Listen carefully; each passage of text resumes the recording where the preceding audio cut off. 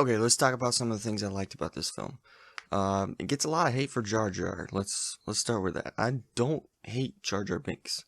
I think for the character that he was designed for, he was designed to get kids into the audiences, and he was designed to get into our heads. I think he did that very well. I think that Jar Jar Binks and just the Gungan language is something that we remember really well, you know? I feel like Jar Jar Binks did exactly what George Lucas wanted him to do. Now, is he annoying? Yes. Is he stupid? Definitely. I feel like he was a little bit oversaturated in this film. John Williams does an amazing score. Obviously, he's done all the Star Wars movies, and it tugs on your heartstrings. You hear the Skywalker theme, or you hear the Duel of the Fates, and you just get swept in. So obviously the score is very good. All right, let's talk about the effects for 1 second. Hands down, the lightsabers look the best in this movie. I think that they bring a good effect of the old movies and then the new movies, but like in episode 2 or 3, they just feel too saturated, too smooth. They almost don't look like lightsabers to me. That's, again, my opinion. I think in Phantom Menace, they have that old lightsaber effect. They have the same blue as when Luke first opens his lightsaber. So I'm a really big fan. I think the effects for the lightsabers in particular are really good. I think the effects for the movie, especially in the time, was very revolutionary. I think it's very good. Some people say it looks like a video game. In certain shots, I think the CGI looks better than some of the CGI we have today. In particular, Black Panther. I mean, that was a video game. Character designs I think work really well. I think the Gungans look really, really cool. I think the battle droids are really neat. Compromise between, you know, they're the new stormtroopers. So one thing I like about this movie and about all the prequels really is just the dive into the Jedi culture. We get to see the difference between Padawan and Master, Jedi Knight and a Consular. You know, we get to see the Jedi Council. We are seeing the Jedi at the height of their powers. We're seeing the Republic at the height of its power. This movie has a full cast of amazing actors. We get, you know, Ian McDiarmid that comes back to reprise his role as Palpatine. We get Liam Neeson.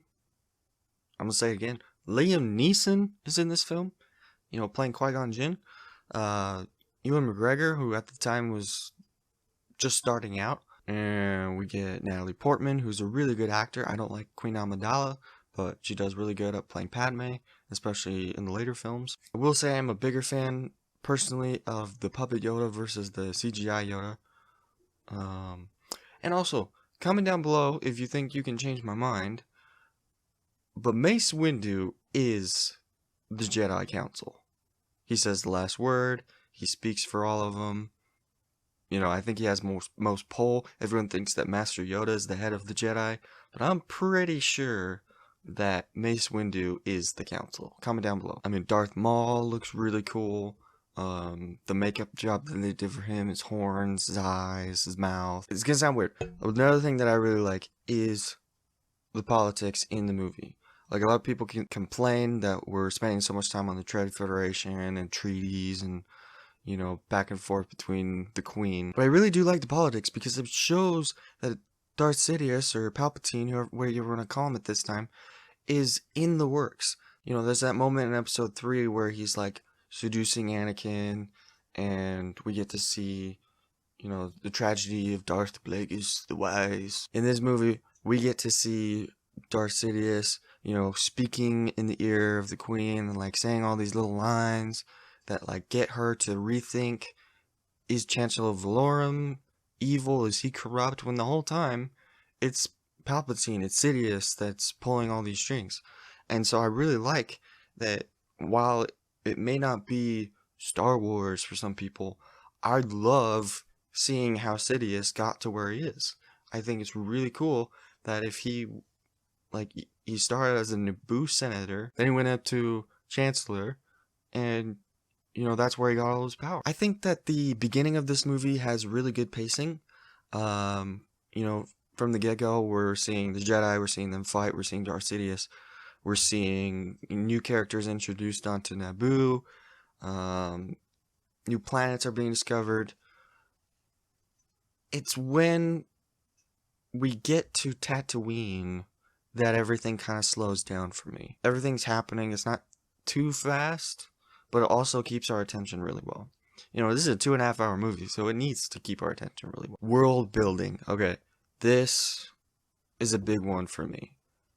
Going from episode 4, 5, 6, and then going into the prequels, it's different for sure.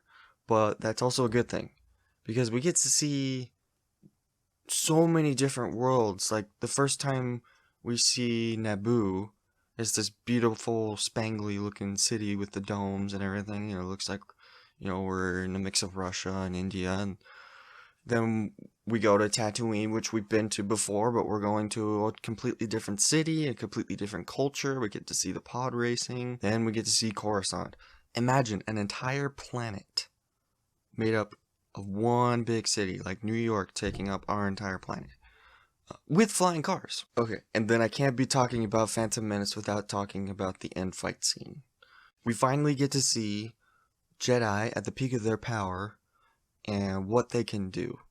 You know, we've gotten to see a father versus son. Then we get to see an old guy versus an old guy who's basically a robot. So, like, it's really cool fight scene. I'm not going to take away from what New Hope offers. But we finally get to see what a Jedi is capable when they're young, when they're trained, and when there's a heck of a lot of them. That end fight scene with Qui-Gon and Obi-Wan, Darth Maul, will probably be everyone's favorite fight scene till the end of time. You know, yes, sometimes it looks choreographed, but it had to be. They worked 3 months to get this choreographed fight scene down. Okay, I love Star Wars, but even I will admit that there are problems with the films, and there are problems with this one too.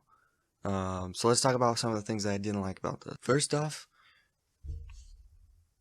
Queen Amidala, you know, not Padme in particular, but Queen Amidala pisses me off. Her whole drone voice and, you know, almost trying to do that Liv Tyler from Lord of the Rings, a low, sexy voice, or I don't know what she's doing, but I'm okay with character design. I just don't like her character. I don't like her voice. I think her character is almost pointless to the story because they rescue her and then she goes right back and then she's like total badass and she wants to fight. And yeah, so it's like, why'd they leave? They could have just fought back. They wouldn't have the Gungans, but she had freaking blasters in her chair. So, yeah. Why'd she need rescuing again? Okay, you know everybody's problem with Last Jedi, with the Canto Bight scene, how it's just like totally unnecessary, and they go there and they don't even find the code breaker or anything, and they're just going on pointless adventures. That's kind of how I feel about the entire scope of the Tatooine arc in this movie. You know, yes, it's a little bit more pointed because we need to go get Anakin. I get it. I get why it's in the movie. Logistically, it makes sense. But George, you spent too much time on the pod races.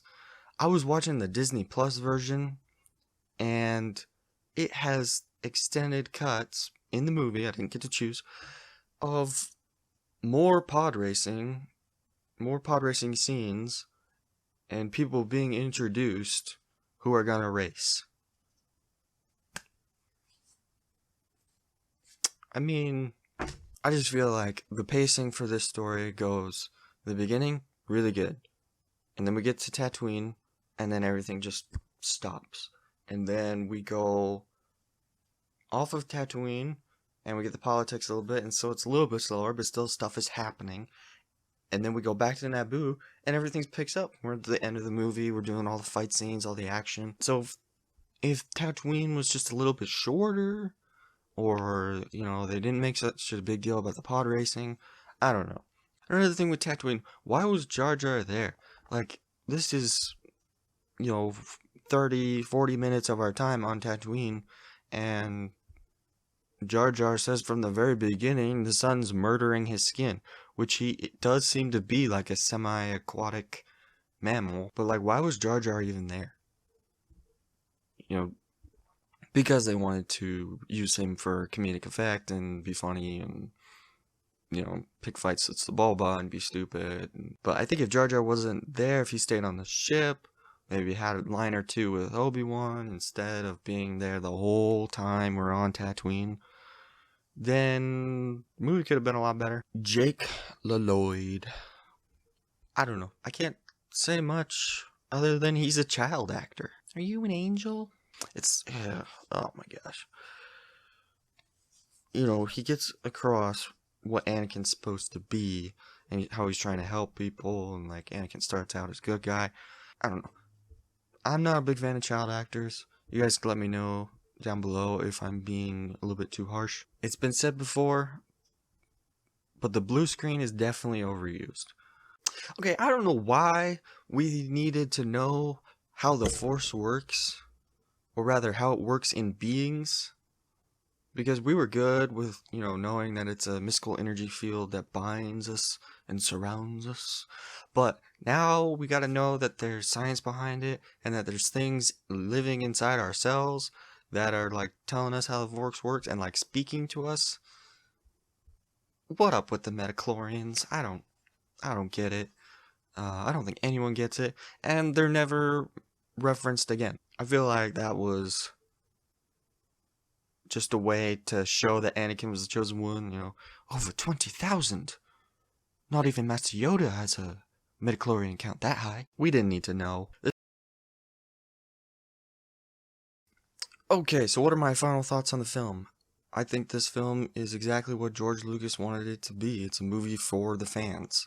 I feel like if you are a really big Star Wars fan, you're going to want to know the Jedi culture. You're going to want to know how Sidious did what he did. I think that this film wraps up in a really good way. Like A New Hope, it could honestly end and there would be no story and we wouldn't know what happened, and that'd be okay. I feel like this isn't so much the beginning of the saga until we get to the end of the movie. Hey guys, thanks for watching.